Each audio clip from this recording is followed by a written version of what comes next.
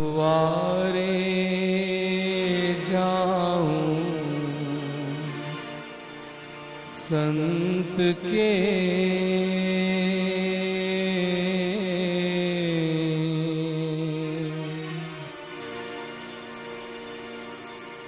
जो देवे शुभ नाम,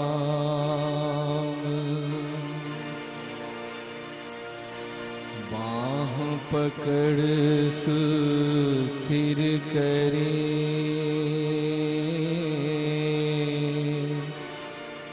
राम बतावे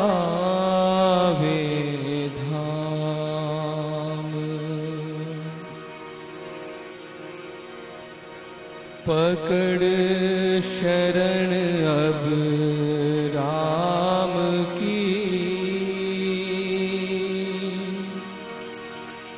सुदृढ़ निश्चय साथ,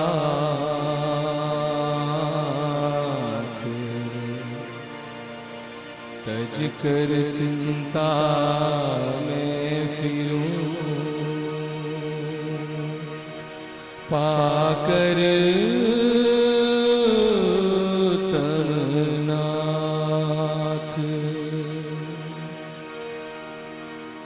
हो मैंने राम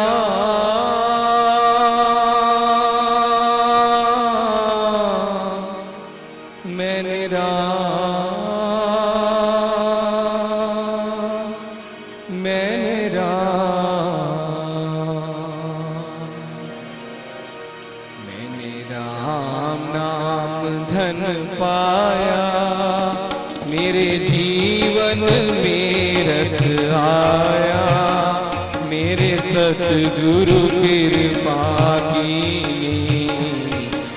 नाम की संपत्ति दी। मैंने राम नाम धन पाया, मेरे जीवन में रस आया, मेरे सतगुरु कृपा की, नाम की संपत्ति दी।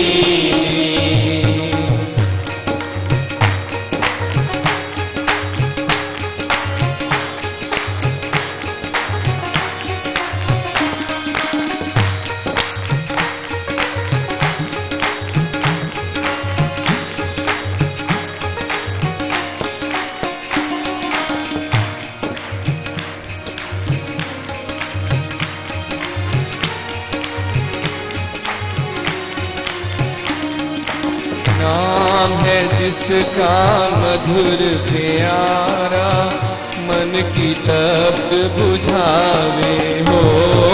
नाम है जिसका मधुर प्यारा, मन की तप्त बुझावे, अंधकार को दूर भगा कर जीवन ज्योत जगाए हो।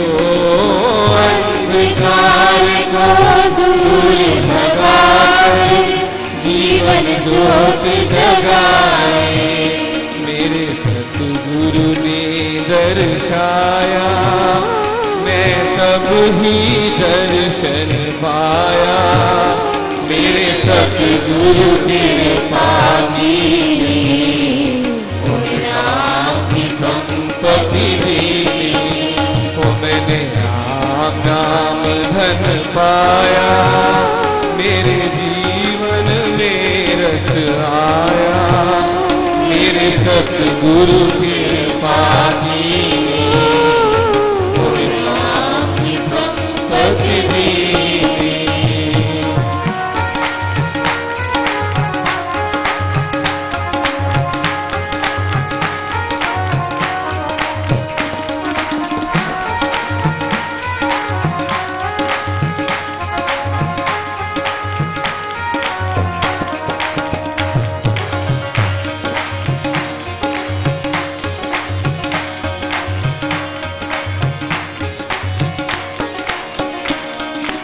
नाम की धुन जब पड़ी कान में, सुध बुध भूल गया सारी।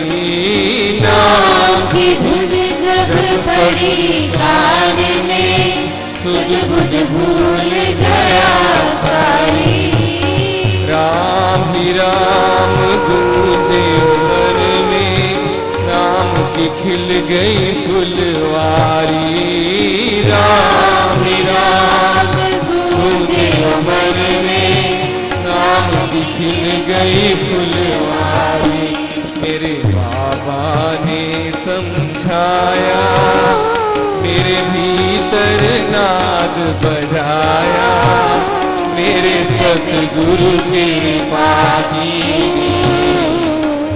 आपकी संपत्ति दी। ओ मैंने राम नाम धन पाया, मेरे जीवन में रख आया, मेरे सतगुरु की पाती आपकी संपत्ति दी। पाया पाया पाया मैंने राम रतन धन पाया। पाया पाया पाया मैंने राम रतन धन पाया। पाया पाया पाया मैंने राम रतन धन पाया। पाया पाया पाया मैंने राम रतन धन पाया। राम रतन धन पाया मैंने राम रतन धन पाया। राम रतन धन पाया मैंने राम रतन धन पाया। राम रतन धन पाया मैंने राम रतन धन पाया। राम रतन धन पाया मैंने राम रतन धन पाया। पाया पाया पाया मैंने राम रतन धन पाया। पाया पाया पाया मैंने राम रतन धन पाया। पाया पाया पाया मैंने राम रतन धन पाया। पाया पाया पाया मैंने राम रतन धन पाया। राम रतन धन पाया। राम रतन धन पाया। राम रतन धन पाया। राम रतन धन पाया। राम रतन धन पाया। राम रतन धन पाया। राम रतन धन पाया। राम रतन धन पाया। राम रतन धन पाया। राम रतन धन पाया। राम रतन धन पाया। राम रतन धन पाया। मैंने राम नाम धन पाया, मेरे जीवन में रस आया, मेरे सतगुरु कृपा कीनी, मोहे राम की संपत्ति दीनी, मोहे राम की संपत्ति दीनी, मोहे राम की संपत्ति दीनी।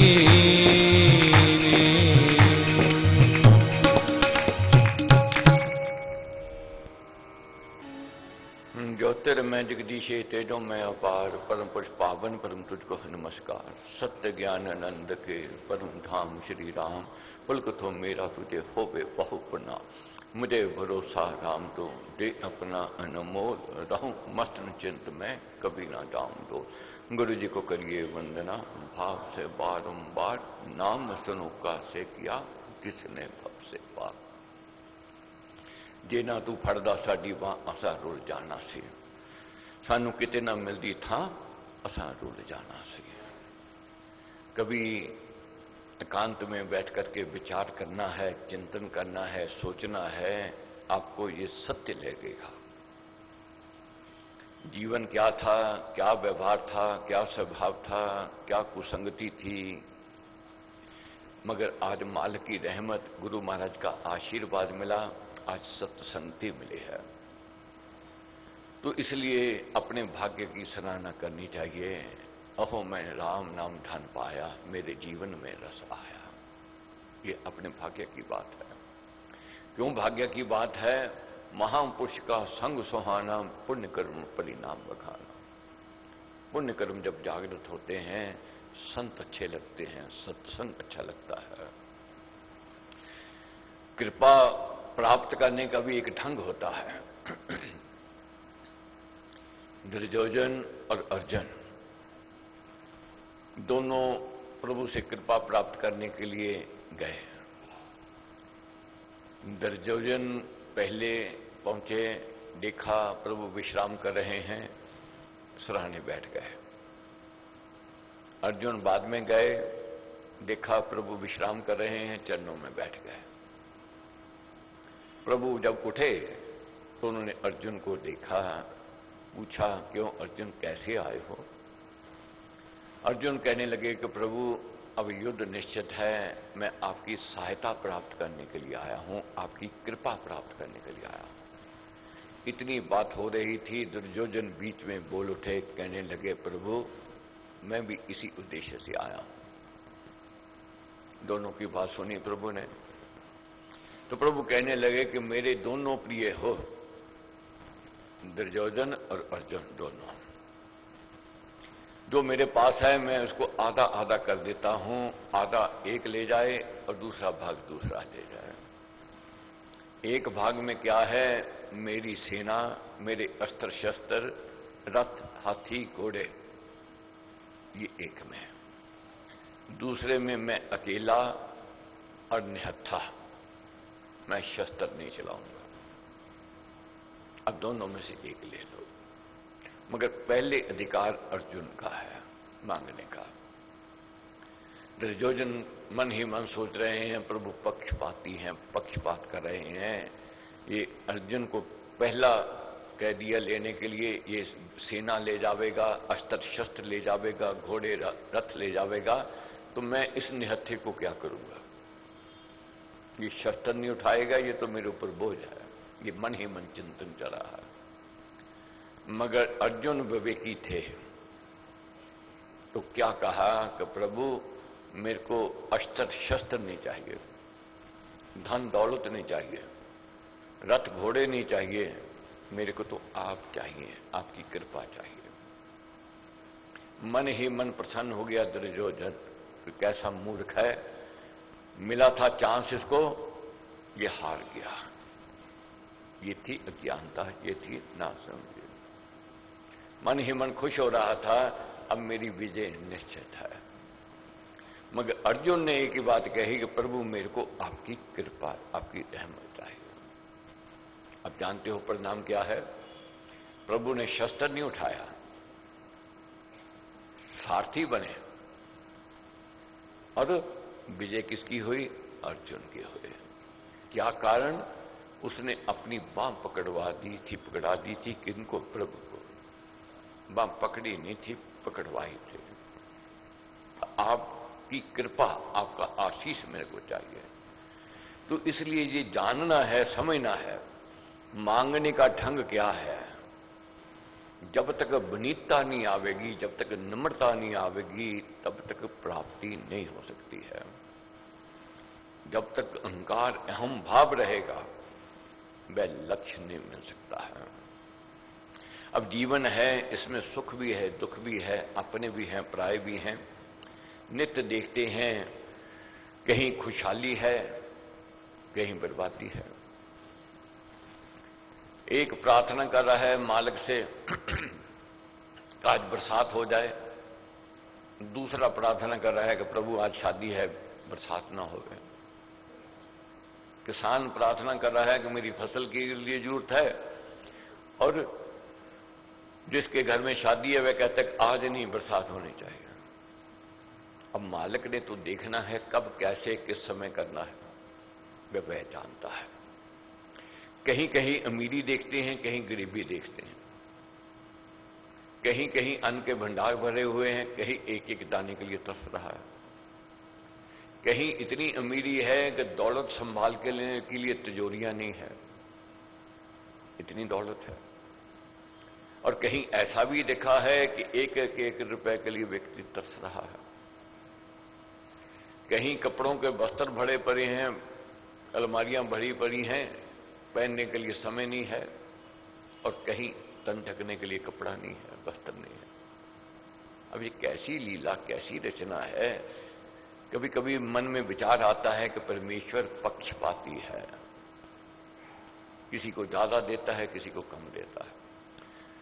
अर्जुन ने पूछा कि प्रभु आप कहते हो मेरी रचना है, मैं रचेता हूं, मेरे लिए सब एक समान है, फिर ये भेदभाव क्यों है, ये गरीबी अमीरी क्यों है, ये सुख और दुख क्यों है, ये कारण क्या है? आज हमने इसी पर चिंतन करना है।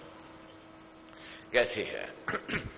प्रभु कहते हैं परमात्मा सर्वसमर्थ है, इसमें कोई संदेह नहीं। सर्वसमर्थ है, ये उसकी रचना है, उसकी लीला है। उसका ये विश्व किसी अलौकिक नियम मर्यादा में बता हुआ है। परमेश्वर भी स्वतंत्र नहीं है, यही आज समझना जानना है। वह भी एक नियम और एक मर्यादा के बंधन में बंधा हुआ है। वह पक्षपात नहीं करता है, मगर जो उसने नियम बनाए हैं, जो उसने मर्यादा में अपने आप को बांध लिया है, उससे वह दूर नहीं जाता है।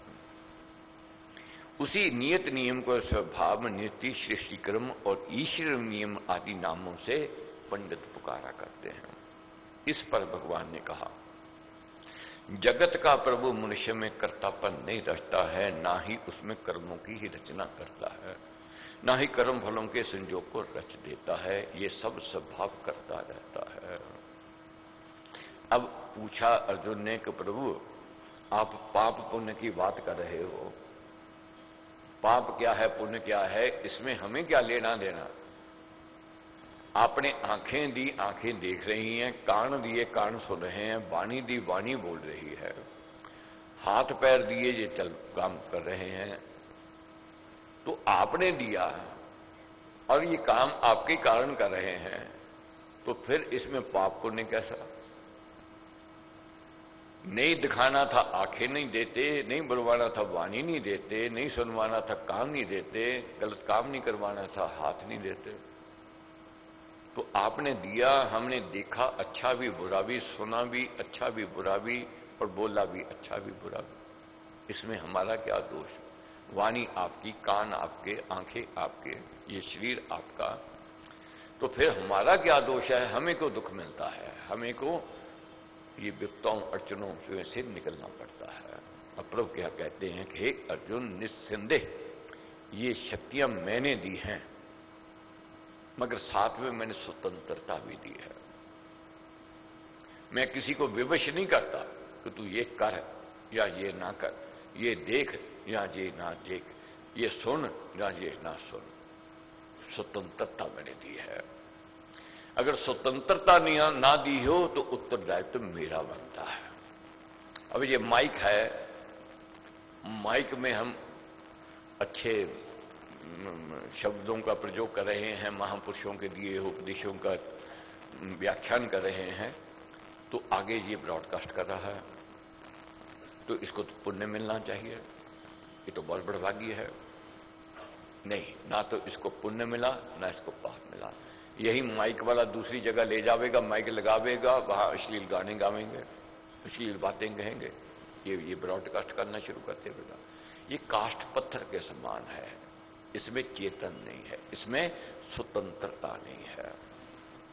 टेलीविजन है, अश्लील चित्र भी दिखाता है और संतों की वाणी भी सुनाता है।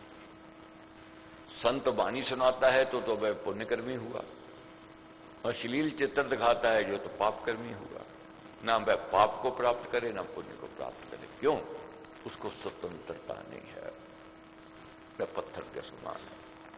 मगर जो इस्तेमाल कर रहा है, जो इसका प्रयोग कर रहा है, ये उसके ऊपर निर्भर है। क्या वह पुण्य को कमा रहा है या पाप को कमा रहा है, ये उस पर निर्भर है।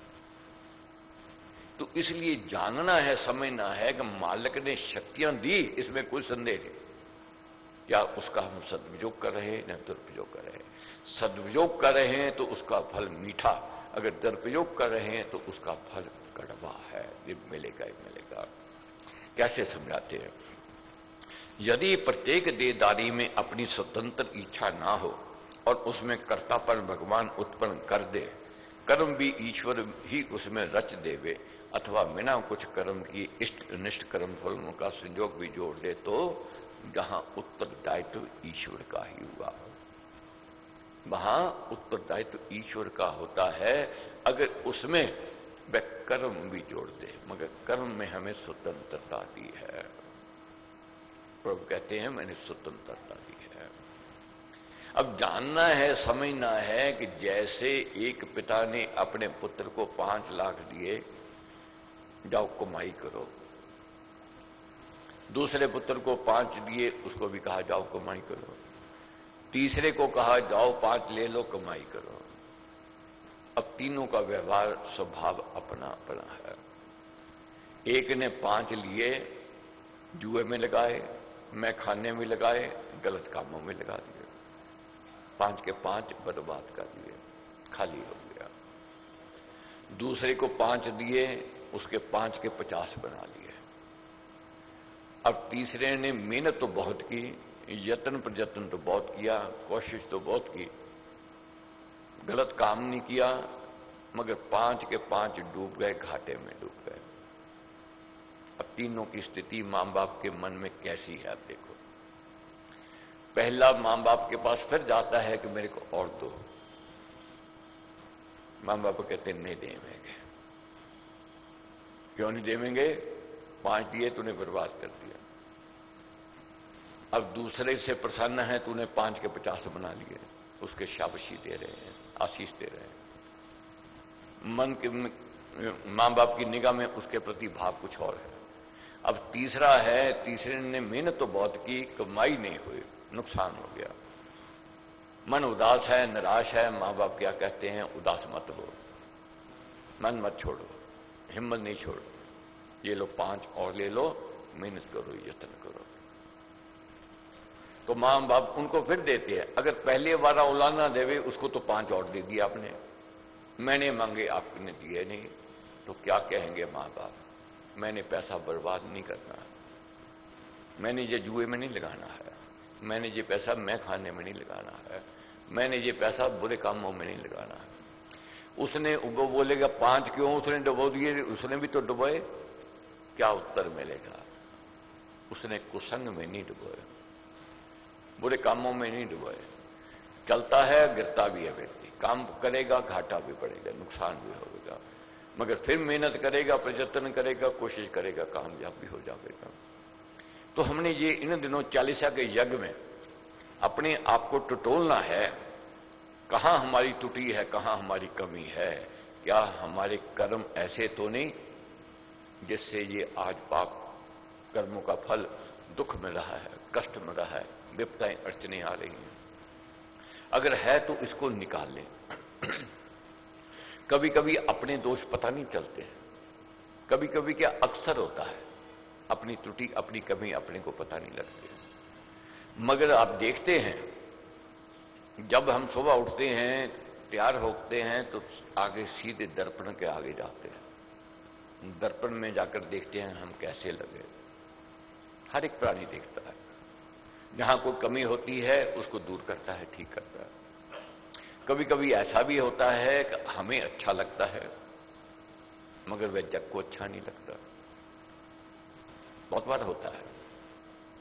अक्सर हम ये भी कह देते हैं, खाओ मन बांधा, पहनो जग बांधा, जग को जो अच्छा लगे। अब फिर कहां जावे? दर्पण में दिखाई नहीं दिया, जिससे प्रीति है, प्रेम है, जो हमारा हितैषी है, जो हितैषी है, जो प्रेम करने वाला, उससे पूछते हैं भाई मैं कैसे लगता हूं, मैं कैसे लगती हूं? वे कहेगा ऐसे नहीं, ऐसे कर लो, उसी क्षण ठीक कर लेंगे अपने आप को, वैसे लगने लग जाएंगे। इसी प्रकार आत्मचिंतन हमने करना है। ये सत्संग में आत्मचिंतन हो सकता है। क्या मेरा व्यवहार, मेरा स्वभाव, मेरा जीवन, मेरा चरित्र क्या अच्छा है या बुरा है? कभी कभी ये निर्णय नहीं हो पाएगा आत्मचिंतन से। उसके लिए संत कृपा चाहिए, संत का आशीष चाहिए, गुरु कृपा, गुरु का आशीष चाहिए। गुरु से जाके पूछना चाहिए कि ये मेरे में ये क्या कमी है या क्या त्रुटि है, क्या कारण है, वे गुरु बता देंगे। बहुत बार लोग कह देते हैं जी इतने वर्ष हो गए सत्संग जाते हुए, जीवन तो वैसे का वैसा बदला नहीं। तो क्या कहते हैं महाराज, जैसे भोजन किसी को नहीं लगे तो लोग कहेंगे इसको भोजन पचता नहीं, और इसी प्रकार अगर सत्संग नहीं लगा तो लोग कहेंगे इसको सत्संग लगा नहीं। भोजन नहीं पचा तो उसके लिए उपचार करते हैं, सत्संग नहीं लगा तो उसके लिए भी उपचार करना चाहिए, सोचना चाहिए। अब गंगा जी में पत्थर पड़ा है, वर्षों से पड़ा है, और कहे कि मेरा तो गंगा जी के साथ संग है, मैं तो अब पूजनीय हो गया, नहीं हो गया। जब तक पत्थर अपने आप को तराशेगा नहीं तब तक पूजनीय नहीं है। तराशने के लिए कलाकार के पास जाना पड़ेगा। इसी प्रकार अपने को तराशने के लिए सत्संग और संत कृपा चाहिए और कोई उपाय नहीं है। तो इसलिए मुझे यही कहना है कि प्रभु क्या कहते हैं कि हे अर्जुन, कर्म जैसे कोई करता है वैसे उसको फल मिलता है। अगर अपने कर्म वह साध लेता है वह मेरी कृपा का पात्र बनता है। राम नाम ने वे भी तारे, दो थे अधर्मी अधम अचारे, कपटी कुटिल कुकर्मी अनेक, तर गए राम नाम ले। ये नाम की महमगाई है। तो महाराज ने क्या हमें समझाया है कि महाराज कहते हैं अपना व्यवहार ठीक करना है, अपना स्वभाव ठीक करना है, तो अपने जीवन को ऊंचाई की ओर लेकर के जाना है।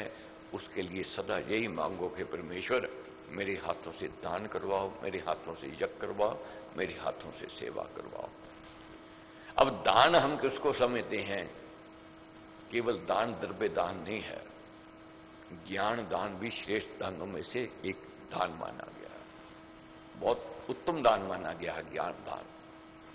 आप रुपया पैसा दान दोगे, हो सकता है दूसरा शराब पी ले, हो सकता है वह जुए खाने में जावे, हो सकता है उस पैसे से गलत काम करे, मगर किसी को ज्ञान दान अगर दोगे ये सबसे उत्तम दान का है। महाराज कहते हैं यदि आपने अपने मिलने वालों को राम नाम का दीपक जला दिया तो आपने जन्म जन्मांतर का काम आने वाली पूंजी उसको दे दी। उसको कौन सी पूंजी दे दी? जन्म जन्मांतर काम आने वाली। तो ये पूंजी हमने बांटनी है जरूर, अपने तक सीमित नहीं रखना। ये नहीं कि मैं यज्ञ करूं दूसरा ना आवे, नहीं। बहुत बार ऐसा है कि 40 दिन नहीं आ सकते कोई, अभी भाव नहीं है, अभी श्रद्धा नहीं है, अभी भक्ति नहीं है। 5 दिन का अनुष्ठान करे, 11 दिन का अनुष्ठान करे, फिर देखना मन लगे, मन टिके तो आगे बढ़ावे, नहीं मन लगे तो ये सोच ले वे कोई ना कोई पाप दोष है जो मेरे को पीछे की ओर ले जा रहे हैं, मेरे को कुसंग की ओर ले जा रहे हैं, तो मैंने इनसे कैसे बचना है, कैसे इनसे छुटकारा पाना है। इसलिए हमारे कहते हैं जाइए शुभ सत्संग में, करिए निर्मल अंग, श्रद्धा भक्ति सुकर्म की मन में लाए उमंग। ये प्रार्थना जरूर करनी है कि सबका भला हो गए, सबके ऊपर कृपा हो गए।